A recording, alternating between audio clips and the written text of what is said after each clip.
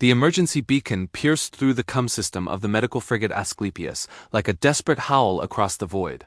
Dr. Maya Chen didn't hesitate.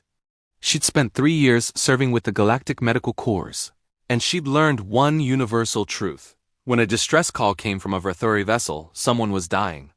The Vrathuri were apex predators from a death world that made Earth look like a garden paradise. They stood 9 feet tall, covered in metallic silver fur that could deflect most small arms' fire. With jaws powerful enough to crush starship hull plating, the galaxy feared them, the galaxy respected them. And right now, one of them needed her help. Doctor, the Vrathuri ship Blood Moon is requesting immediate medical assistance, her assistant chimed. Pack leader Corvin reports that 3 of his cubs are in critical condition. Unknown pathogen. Maya was already moving, her medkit secured across her back. Tell them I'm coming aboard. And tell them to keep those cubs isolated. 20 minutes later, Maya stood in the airlock of the Blood Moon, facing pack leader Corvin. He was massive even by Vrathuri standards, his silver fur streaked with the black markings of a warrior who'd seen countless battles. His amber eyes burned with an intensity that would have sent most species scrambling for cover. But Maya had learned long ago that fear was a luxury medics couldn't afford. Human, Corvin's voice rumbled like distant thunder. My cubs weaken by the hour. Our ship's medic is dead, the same sickness took him first. You are small, fragile. He didn't say it cruelly, just stating fact. Can you help them? Maya met his gaze without flinching. I didn't come all this way to fail, pack leader. Take me to them. The medical bay was a nightmare. 3 Vrathuri cubs, each the size of an adult human, lay on beds that barely contained them. Their breathing was labored, their fur matted with sweat. Vital signs on the alien monitors fluctuated wildly. The stench of sickness hung heavy in the recycled air. But what struck Maya most was the fear. Not from the cubs. Young Vrathuri didn't show fear. No, the fear radiated from every adult warrior who lined the walls, watching their future generations slip away. Maya rolled up her sleeves.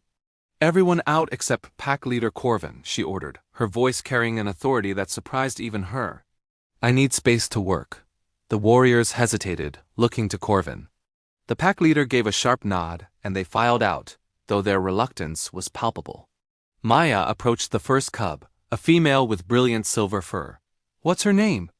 Saritha, Corvin replied softly. She is my eldest daughter. Maya placed her hand on Saritha's massive paw. It dwarfed her own hand completely. Hey there, warrior. I'm Maya. I'm going to figure out what's making you sick, okay? She pulled out her portable scanner, a piece of human-designed tech that had revolutionized xenomedicine. While other species built their medical devices for their own biology, humans, endlessly curious, endlessly adaptable, had built theirs to understand everything. The data began flooding in, viral load through the roof. Multi-system organ failure beginning. Immune response in overdrive, attacking the cubs' own bodies.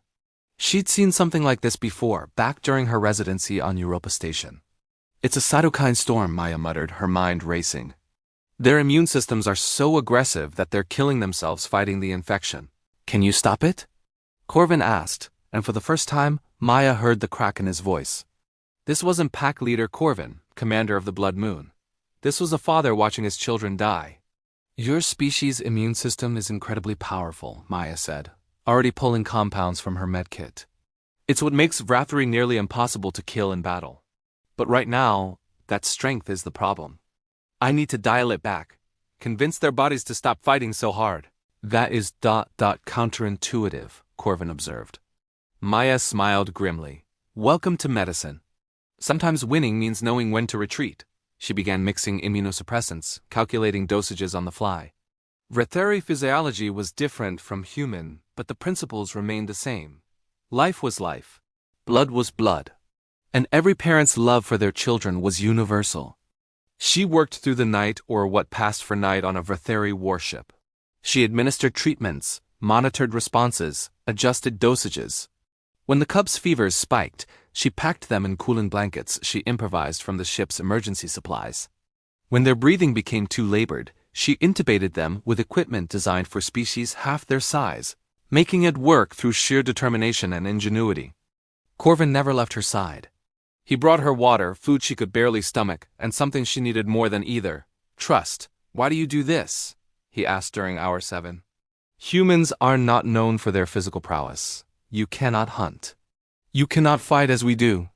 Yet you come alone to a ship full of predators to save our young. Maya didn't look up from adjusting an IV line. Because that's what humans do, pack leader. We can't outrun a predator. We can't survive most toxins. Hell, our own planet's gravity gives us back problems. But we're persistent. We adapt, and we never, ever abandon someone who needs help. She finally met his eyes. Besides, I'm a doctor. These are children. That's all that matters. By hour 12, Saritha's fever broke. By hour 15, the second cub, a male named Turak, began breathing easier. By hour 18, the smallest cub, little Vex, opened his eyes and made a sound that might have been a purr. Maya nearly collapsed from exhaustion, but she allowed herself a smile. They're going to make it. Corvin stood silent for a long moment. Then, slowly, the massive warrior knelt before her, a gesture of profound respect among his kind. Dr. Maya-chan, you have saved the future of my bloodline. The Vrathri do not forget debts of honor. From this day you are pack friend. My warriors will answer your call across any distance. My ship is your ship. My honor is your honor.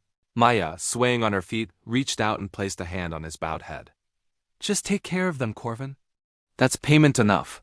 As she prepared to leave, Saritha lifted her head weakly. Human doctor? Maya turned back. Thank you for not being afraid of us. Maya smiled, tired but genuine. Kiddo, I've seen what humans are capable of. Trust me, it takes a lot more than big teeth and claws to scare me. Later, as the medical frigate pulled away from the Blood Moon, Maya's AI chimed softly. Doctor, you do realize you just made allies of one of the most feared warrior species in the galaxy? Maya leaned back in her chair, finally allowing exhaustion to claim her. Good, maybe next time someone else will return the favor. Because that was humanity's real superpower, not strength, not speed, not claws or fangs. It was compassion. It was the refusal to give up. It was rolling up your sleeves and stepping in when everyone else stepped back.